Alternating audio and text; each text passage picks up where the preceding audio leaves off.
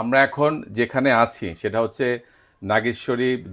নাগেশ্বরী উপজেলার কুড়িগ্রাম জেলার বেড়ুবাড়ি ইউনিয়নের একটা জায়গাতে। আলামিন ভাই মূলত এখানে একজন লাইভস্টক প্রোভাইডার হিসেবে কাজ করেন মূলত। জি। তো আমাদের হেলভার্টাস বাংলাদেশ এবং ইএসডিও নামে একটা এনজিও কাজ করে কুড়িগ্রাম জেলাতে। ইএসডিও অনেক বড় একটা এনজিও। তো তাদের আওতাতে এখানে এক্সেস নামে একটা প্রকল্প আছে। তো এক্সেস প্রকল্পের আন্ডারে এখানে কিছু কার্যকলাপ হয়, এটা আলামিন ভাই উনি এটা টেক কেয়ার করেন।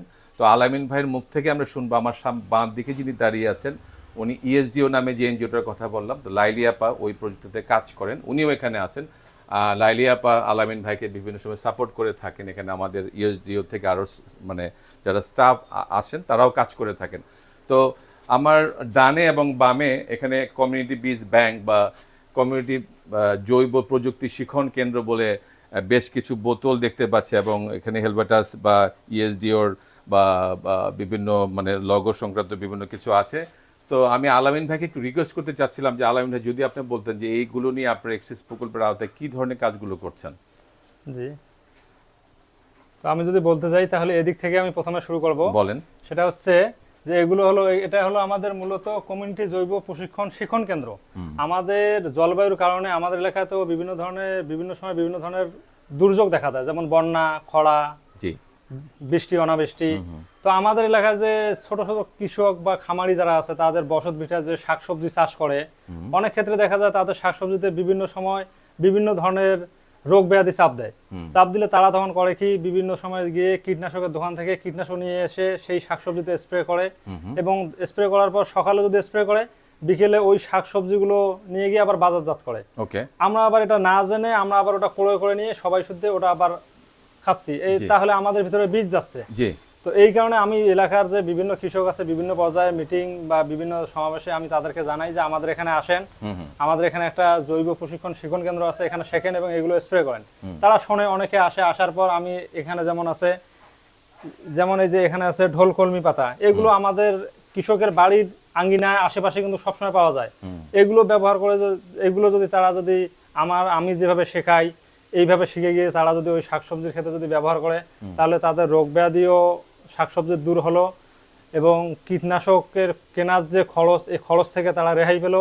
পাশাপাশি আমরা যারা ভোক্তা আছি, আমরা যারা এই শাকসবজি কিনে খাই, আমাদের পরিবার কীটনাশক থেকে মুক্তি পেল। ওকে, অর্থাৎ এখানে মানে আপনাদের লেখাই আছে কমিউনিটি জৈব প্রযুক্তি শিক্ষণ কেন্দ্র। অর্থাৎ আমাদের চাষিরা যে সমস্ত কীটনাশক জমিতে প্রয়োগ করে সেটা না করে এখানে বিভিন্ন প্রাকৃতিকভাবে চাষিদের বাড়ির আঙিনার মধ্যে বিভিন্ন ধরনের গাছপালা থেকে তৈরি বিভিন্ন প্রযুক্তি বা বিভিন্ন মানে ম্যাটেরিয়ালস এখানে ডেভেলপ করা হয়েছে, সেগুলি যদি প্রয়োগ করা হয় তাহলে তাদের কীটনাশক ব্যবহার করতে হবে না।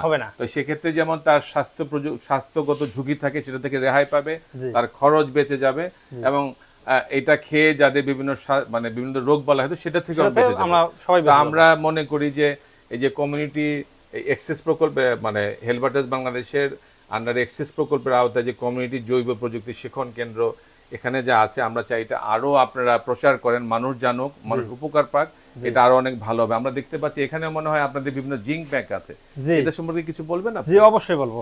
প্লিজ বলেন। জি, যে এই যে মানে এই কথাটা আবার পুনরায় আমার বলতে হয় যে যেহেতু বিভিন্ন সময় আমাদের এলাকায় বিভিন্ন ধরনের দুর্যোগ দেখা যায়, যেমন বন্যা। আমাদের এলাকায় যখন বন্যা হয় তখন বীজ সংরক্ষণ তো দূরের কথা, আমরা নিজের জীবন ধরে মানে খুব একটা বিপদের মধ্যে পড়ে যাই। গবাদি পশু আছে, ওগুলোর যে জীবন কিভাবে রক্ষা করবো সেটা নিয়ে খুব মানে চিন্তায় থাকি।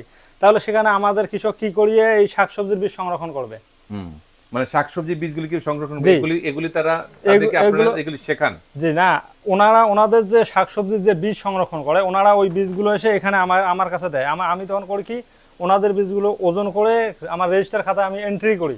এন্ট্রি করার পর ওনাদের বীজগুলো জি এই যে এখানে আপনি এন্ট্রি করেন, মানে কার কাছে কি ধরনের কতটুকু বীজ পেলেন, এরপর কি করেন? এরপর তাদের প্রয়োজন অনুযায়ী যখন তাদের বীজের প্রয়োজন হয় তখন আবার তারা ওই ব্যক্তি আসতে হবে, আসে বীজ রাখার সময় একটা স্বাক্ষর করে যেতে হবে, এবং যখন বীজ গ্রহণ করবে তখন আবার ওই ব্যক্তি নিজে সশরীরে এসে স্বাক্ষর করে বীজটা সংগ্রহ করে নিয়ে গিয়ে তারা আবার শাকসবজি চাষ করে। অর্থাৎ তার যে মানে বন্যা হয়, বন্যার সময় তার বীজগুলি সংরক্ষণের সমস্যা হয়, জি ওই সময়টা আপনার কাছে তারা বীজটা রাখে, তারপর সংরক্ষণ নিয়ে করে, যায়। জি। এতে তাহলে আপনার লাভটা কি হয়? আমার লাভ হলো আমি যেহেতু লাইভ স্টক নিয়ে কাজ করি, জি জি, আর প্রত্যেকটা কৃষকের বাড়িতে যেহেতু গরু ছাগল হাঁস মুরগি সব আছে, হ্যাঁ আমি যদি তাদের এই ফ্রি সার্ভিসটা দেই, হ্যাঁ, লাইভ স্টকের ক্ষেত্রে তারা আমাকে বেছে নেবে। আপনার বেছে নেবে, এটা জি। আপনার লাভ। জি অত্যন্ত সুন্দর। তো এটা কি আপনাদের এক্সিস প্রকল্প থেকে আপনাকে শেখানো হয়েছে? জি ওকে, আমি মনে করি যে এটা অত্যন্ত সুন্দর একটা উদ্যোগ, অত্যন্ত সুন্দর। কারণ এখানে আমরা যে এলাকাতে আছি, এটা আপা যে নাগেশ্বরী, এবং এখানে প্রচুর বন্যা হয়, অনেক ধরনের বন্যা হয়। মানুষের মানে জীবন বাঁচানোর তাগিদে তারা বিভিন্ন জায়গাতে আশ্রয় কেন্দ্রে তারা থাকে, তখন তাদের এই যে সমস্ত বীজগুলো তারা রাখতে পারে না, জি। তখন আপনাকে তারা রেখে দিবে এখানকার স্বাক্ষর দিয়ে, জি। পরবর্তী আপনি এটা ফ্রি সার্ভিস দিচ্ছেন। জি। আপনার বেনিফিটটা হচ্ছে যেহেতু আপনি একজন লাইফস্টক প্রোভাইডার, জি। অর্থাৎ গরু ছাগল হাঁস মুরগি গবাদি পশুতে আপনি সাপোর্ট করে থাকেন, ওদের সাথে আপনার একটা সম্পর্ক তৈরি হবে, জি। ওদের সাথে আপনার একটা বিশ্বস্ততা তৈরি হবে। জি এইটা দাবিতে তাদের এখানে বিভিন্ন ধরনের তারা যে লাইফস্টকের বিষয়ে তারা কাজ করে বা জি। ধরেন বিভিন্ন প্রোডাক্ট বা সার্ভিস নিতে চায়, তখন জি। তারা আপনার কাছে আসবে। জি। এবং আমি তো মনে করি যে এটার মাধ্যমে আপনার কাছে তাদের সাথে আরো ধরনের সম্পর্ক তৈরি হবে, জি। এবং এটা আপনার এলাকাতে আপনার নাম অবশ্যই ছড়িয়ে যাবে, জি। এবং এদের আপনার ব্যবসাটা আরো মজবুত হবে, তাই তো? জি মানে আমি বলতে চাচ্ছি কি যে উনি যে কাজটা করতেছে আমাদের এই এক্সেস প্রকল্প থেকে ইউএসডি হেল্পেটাসের সহযোগিতা যে কাজগুলো উনি শিখেছে, উনি যে এলাকার কাজগুলো করতেছে ওনার গ্রহণযোগ্যতা বাড়তেছে, এটা হচ্ছে গ্রহণযোগ্যতা বাড়তেছে, হ্যাঁ। ওনার একটা সম্মান বৃদ্ধি পাচ্ছে, একদিকে তার লাভবান হচ্ছে আর্থিকভাবে, আর একটা কাজ হচ্ছে যে সে নিজেও শিখতে পারছে এবং অন্যকে শিখাতে পারছে, এইটুকু আর কি। অত্যন্ত সুন্দর। তো আলামিন ভাই, আপনাকে ধন্যবাদ জানাচ্ছি আজকে আপনি আমাদেরকে সময় দেওয়ার জন্য,